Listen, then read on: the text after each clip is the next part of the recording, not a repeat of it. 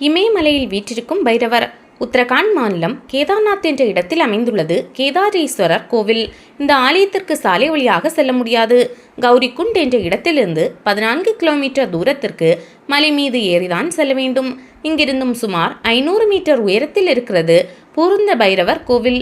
இந்த இடத்தில் சிவபெருமானின் 64 வடிவங்களில் முக்கியமானவராக கருதப்படும் பைரவர் வழிபடப்படுகிறார். மலை உச்சியில் உள்ள ஒரு பாறையில் பைரவ சிற்பங்கள் செதுக்கப்பட்டுள்ளன. இந்த பைரவருக்கு மேற்கூரை கிடையாது. திறந்த வெளியில் தான் இவர் வீற்றிருக்கிறார்.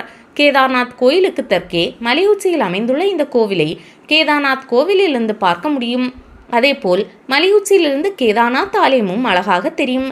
கேதார்நாத் கேதாரீஸ்வரர் கோவிலில் காலையில் நடை திறந்து வழிபாடு செய்யப்படுவதற்கு முன்பாகவே மலை உச்சியில் உள்ள இந்த பைரவர் கோவிலுக்கு பூஜைகள் செய்யப்படுகின்றன.